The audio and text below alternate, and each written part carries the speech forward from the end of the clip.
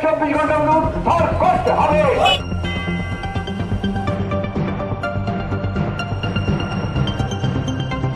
This channel does not promote or promotion any illegal activities. All content provided by this channel is meant only for educational purposes. নিখোঁজ হওয়া দুই যুবতীকে 24 ঘন্টার মধ্যে উদ্ধার করার দাবিকে সামনে রেখে কোচবিহার কোতোয়ালি থানায় ডেপুটেশন দিল বিশ্ব হিন্দু পরিষদ। এদিন বিশ্ব হিন্দু পরিষদের পক্ষ থেকে একটি মিছিল বের করে কোচবিহারে সেই মিছিল কোচবিহার শহরের বিভিন্ন জায়গায় ঘুরে কোচবিহার কোতোয়ালি থানার সামনে আসে এবং সেখানে একটি বিক্ষোভ সমাবেশ তৈরি করে। তারপর তারা ডেপুটেশন দিতে যায় কোতোয়ালি থানায়। এই বিষয়ে এদিন এখানে বিশ্ব হিন্দু পরিষদের এক মহিলা জানান, বেশ কয়েকদিন আগে কোচবিহারে দুই যুবতী নিখোঁজ হয়ে যায়। তারপর তার বাড়ির লোক এসে কোচবিহার কোতোয়ালি থানায় একটি লিখিত অভিযোগ করে, তবে আজ পর্যন্ত সেই যুবতীকে পাওয়া যায়নি। এখনো পর্যন্ত খোঁজ মেলেনি অভিযোগ কোতোয়ালি থানায়। তাই তাদের বিশ্ব হিন্দু পরিষদের পক্ষ থেকে আজ কোচবিহার কোতোয়ালি থানার আইসির সঙ্গে দেখা করবেন এবং একটি ডেপুটেশন দেবেন তারা।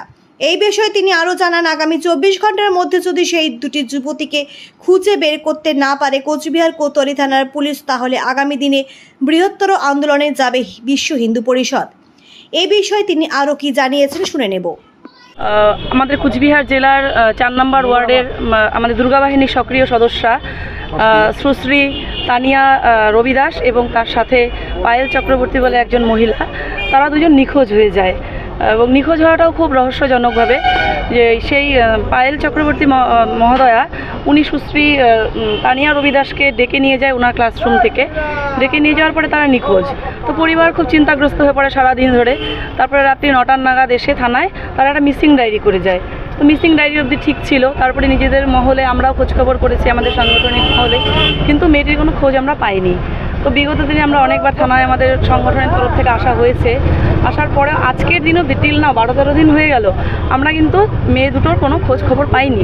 আমাদের প্রশ্ন, বারবার করে হিন্দু মেয়ে, হিন্দু তথা সমগ্র মাতৃজাতি, শুধু হিন্দু বলবো কেন, সমগ্র মাতৃজাতির উপরেই বারবার করে কেন এই আঘাতটা নেমে আসছে যে মেয়েরা মিসিং হয়ে যাচ্ছে, মেয়েরা কোথাও অ্যাসাল্ট হচ্ছে। যখন আন্দোলন হয় তখন আপনারা সংবাদ মাধ্যমে দেখাচ্ছেন, আমরা চিৎকার করছি, আমরা ডেপুটেশন দিচ্ছি, তারপরে জিনিসটা ম্লান হয়ে যাচ্ছে। বারবার করেই এটা হচ্ছে, এটা কেন হবে? আমরা কোথায় যাব? লাস্ট তো পুলিশ প্রশাসন, পুলিশ ছাড়া তো আমাদের কোথাও যাওয়ার জায়গা নেই। তো থানার আইসির কাছে আমাদের বিনীত অনুরোধ এবং আমরা খুব জোর গলায় বলছি যে 24 ঘন্টার মধ্যে তানিয়া রবিদাস কোথায় আছে এবং পায়েল চক্রবর্তী কোথায় আছে, কি অবস্থায় আছে, তার সঠিক উত্তর আমরা চাই। যদি উত্তর আমরা না পাই তাহলে বিশ্ব হিন্দু পরিষদ এবং মাতৃশক্তি দুর্গা বাহিনীর পক্ষ থেকে এই আন্দোলন আমরা বৃহত্তর পর্যায়ে নিয়ে যাব। আমরা পুন্ডিবাড়ির আন্দোলন নিয়েও কোনো সদুত্তর পাইনি, আমরা খাপাইডাঙ্গা নিয়েও সদুত্তর পাইনি, আমরা মাথাভাঙা নিয়েও পাইনি।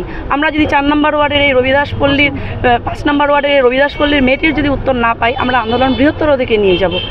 এই আমাদের বক্তব্য। আজকে আমরা শান্তিপূর্ণভাবেই আইসির সাথে দেখা করব এবং ডেপুটেশনটা আবার তুলে দেব নতুন করে।